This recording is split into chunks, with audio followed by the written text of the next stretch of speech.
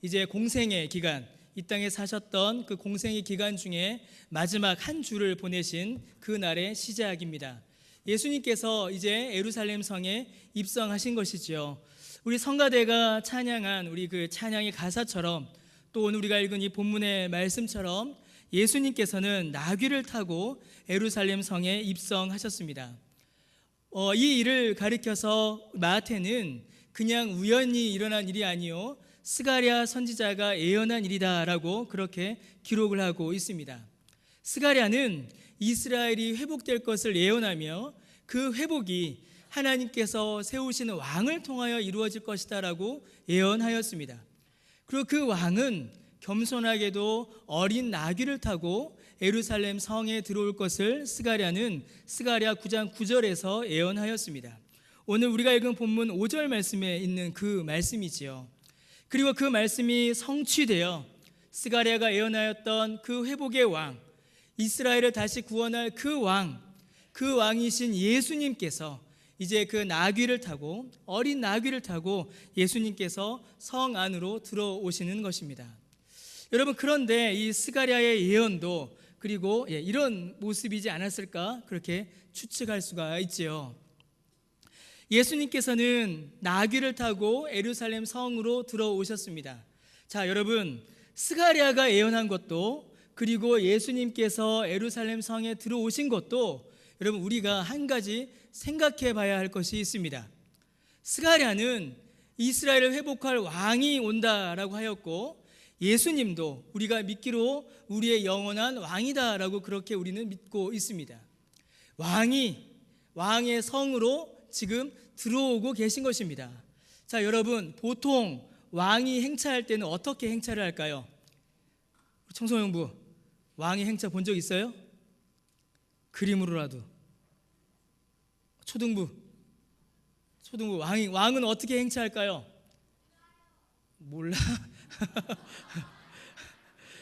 그래, 이제부터 설명해 주니까 잘 들어. 여러분, 왕의 행차는 어떤 행차입니까? 왕이 갈 때는 왕은 정말 화려하고 멋지게 행차합니다. 멋진 말, 큰 말을 타거나 아니면 크고 멋진 말, 여러 말들이 끄고 있는 화려한 마차를 타고 왕은 행차하죠. 그리고 왕이 행차할 때는 어떤 사람들이 둘러설까요? 앞뒤로 비단 옷을 입은 신하들이, 강한 무기를 들고 있는 군인들이 왕의 앞뒤 좌우를 둘러싸서 그렇게 행차를 합니다.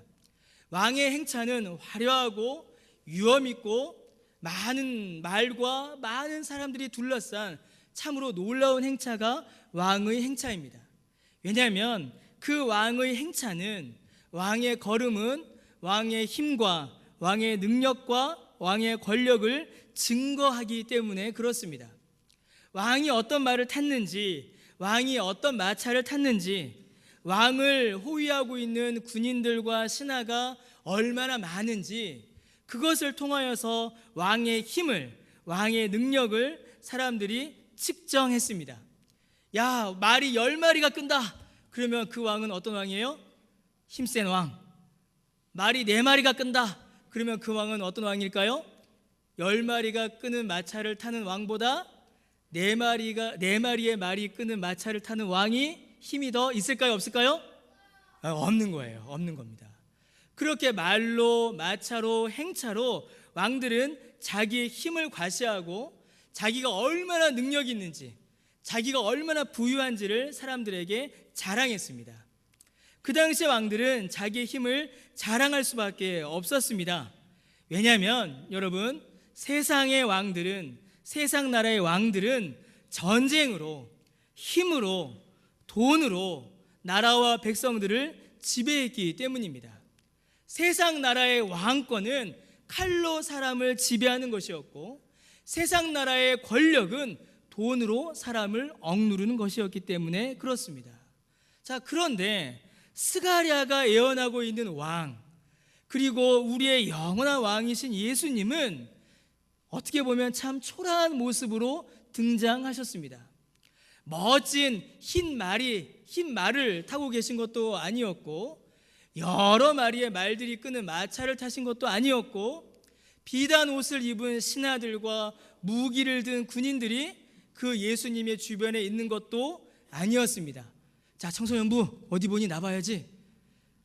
자, 예수님은 뭘 타셨지요? 나귀를 타셨습니다. 볼품없는 나귀, 이런 나귀를 타셨어요. 예수님 주변에 있던 사람들은 어떤 사람들이었지요? 기억나십니까? 아니죠. 아니야. 예수님 주변에서 옷을 벗고 호산나 찬양을 부르고 나뭇가지를 길에 폈던 사람들은 어떤 사람들이었습니까? 그냥 평범한 사람들이었습니다. 신하도 아니었고 군인도 아니었고 부유한 사람들도 아닌 그저 평범한 사람들이 예수님을 환영하고 예수님과 함께 걷고 있었습니다. 왕이라면, 기왕의 왕이라면, 기왕의 이스라엘을 회복하고 이스라엘 백성들을 구원할 왕이라면 좀 멋지게 화려하게 등장하면 좋겠는데 예수님은 그렇게 등장하지 않으신 것입니다. 왜 그렇게 하셨을까요? 여러분, 왜 예수님은 볼품없는 나귀를 타시고 왜 예수님을 환영한 사람들은 화려한 옷을 입은 군인들, 신하들이 아니었을까요? 왜냐하면 예수님은 세상의 왕들과는 다른 왕이시기 때문입니다. 예수님의 왕권과 예수님의 통치는 세상의 방식과는 다르게 이루어지기 때문입니다. 예수님께서 이루실 나라 역시 세상의 나라와는 다르기 때문입니다. 세상의 왕은, 세상의 권력은, 세상의 힘은 칼로, 돈으로, 무기로 사람을 지배하고 억압하지만 우리 주님은 그렇게 하지 않으시기 때문입니다. 여러분, 예수님의 나라는, 예수님의 왕권은, 예수님의 능력은 전쟁으로, 힘으로, 권력으로, 칼과 무기로 이루어지는 나라가 아닙니다. 그러면 여러분, 무엇으로 이루어질까요? 예수님의 왕권은, 예수님의 통치는, 예수님의 나라는, 사랑하는 성도 여러분, 예수님의 섬김으로 이루어지는 나라입니다. 나귀가 짐을 지고 가듯이 예수님께서 자기 백성의 짐을 지고 가심으로 예수님의 나라가 이루어지고 예수님의 통치가 이루어지며 예수님의 왕권이 세워지기 때문입니다. 여러분, 세상의 왕들은 백성들의 섬김을 받습니다. 백성들이 왕을 위해 존재했습니다. 여러분, 어떤 일들이 벌어지나요? 보통 사람도, 여러분, 때로는 우리도 조그마한 힘과 권력만 생겨도 여러분 어떻게 하죠? 다른 사람들을 다스리고 자기 이익을 위해서 남을 이용하려고 합니다. 조금만 권세가 있어도, 조금만 내가 높아져도 다른 사람들을 함부로 하고 다른 사람들을 괴롭히고 내 만족을 위해서 다른 사람들을 이용하는 일들이 여러분 얼마나 많이 일어나는지 모릅니다. 일반인인 우리도 그런데 그 당시 왕들은 얼마나 그렇게 했겠습니까? 여러분, 그것은 세상의 힘이요, 세상의 왕이요, 세상의 통치입니다. 그러나 예수님은 그렇게 하지 않으셨습니다. 우리의 영원한 왕이신, 하나님 나라의 영원한 왕이신 예수님은, 사랑하는 성도 여러분, 백성들의 섬김을 받으시는 것이 아니라, 자기를 위하여 백성들을 이용하는 것이 아니라 오히려 백성들을 섬기셨습니다. 우리 예수님께서는 백성들을 통하여 자기 만족을 이루신 것이 아니라 오히려 그가 왕이신데 자기 백성들을 위하여 일하시는 왕이셨습니다. 사랑하는 성도 여러분, 예수님의 왕권은, 예수님의 통치는 예수님의 섬김으로 이루어집니다. 무엇으로 이루어진다고요? 섬김으로. 예수님의 섬김으로 예수님의 왕권이 이루어집니다. 여러분, 마태복음 20장 28절에 예수님께서 뭐라고 말씀하실까요? 한번 띄워주시겠어요? 마태복음 20장 28절을 우리 같이 한번 읽어보겠습니다. 자, 시작. 인자가 온 것은 도리어 섬기려 하고 자기 목숨을 많은 사람의 대속물로 주려 함이니라. 왕이신데, 왕이 이곳에 오셨는데 섬김을 받으려고 오신 것이 아니라 어떻게 오셨다고요? 도리어 섬기려 오셨다라는 것입니다. 어느 정도까지 섬기실까요? 대충 봉사하고 마는 섬김이 아니라 자기 목숨까지 내어놓는, 참으로 죽기까지 섬기시는 그 섬김을 행하시려고 주님께서 오신 것입니다. 그래서 우리 주님은 죽기까지 자기 백성을 섬기시는 섬김의 왕이십니다. 여러분, 그 섬김이 어떻게 드러날까요? 마태복음 11장 28절에 또 예수님께서 말씀하십니다. 우리 같이 한번 읽어보겠습니다. 수고하고 무거운 짐진 자들아, 다 내게로 오라. 내가 너희를 여러분, 예수님은 마태복음 11장 28절의 말씀처럼 수고하고 무거운 우리의 짐을 다 지시고 우리를 쉬게 하시는 왕이십니다. 여러분, 세상 나라의 왕들은 백성들을 피곤하게 합니다. 백성들을 수고하게 하고 백성들에게 무거운 짐을 지웁니다.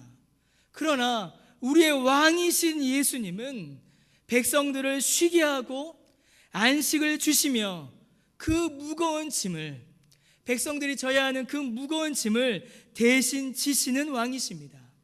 자기 목숨까지 들여 자기 백성을 섬기는 왕, 자기 목숨까지 들여서 자기 백성들에게 안식을 주는 왕, 자기 목숨까지 들여 섬김으로 자기 백성들에게 영생을 주는 왕이 바로 예수님이신 것입니다.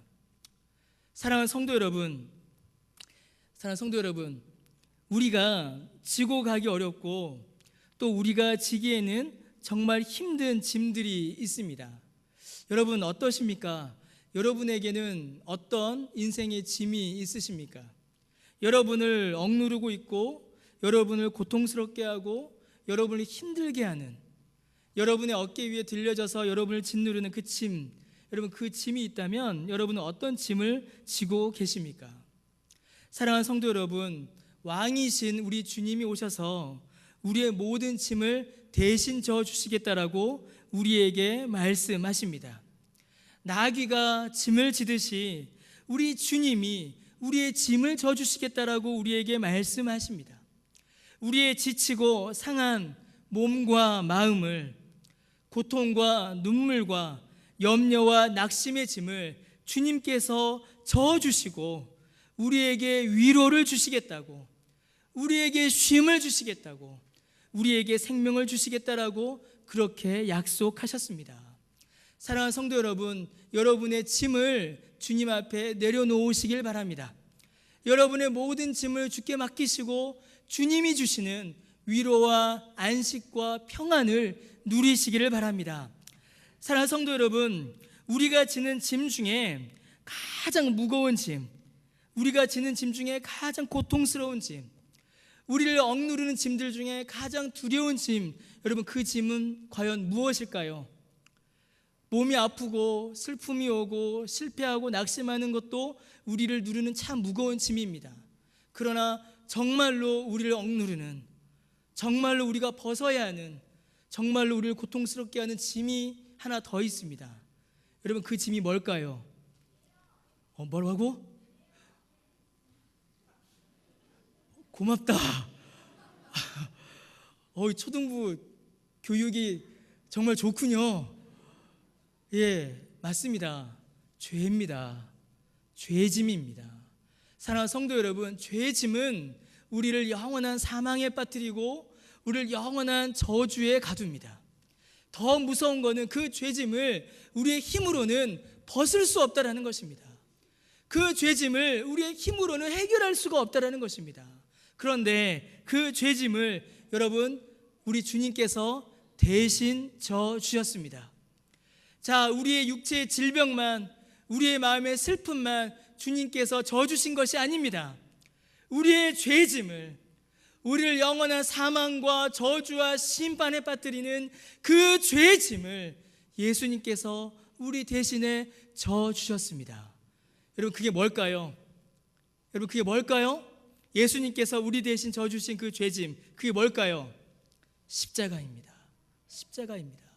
우리가 달려 죽어야 했던 그 십자가를 예수님께서 대신 져 주심으로 우리에게 구원과 영생과 생명을 주신 것입니다. 우리를 영원한 사망과 고통에 빠뜨렸던 그 죄의 짐을 예수님께서 대신 져 주셨습니다. 사랑하는 성도 여러분, 인생의 모든 짐을, 그리고 그 죄의 짐을 대신 감당해 주시는 우리 주님께 모든 짐을 내려놓으시길 바랍니다. 우리가 받아야 할 모든 죄와 심판과 사망의 짐을 대신 감당해 주신 우리 주님께 모든 죄짐을 내려놓으시길 바랍니다.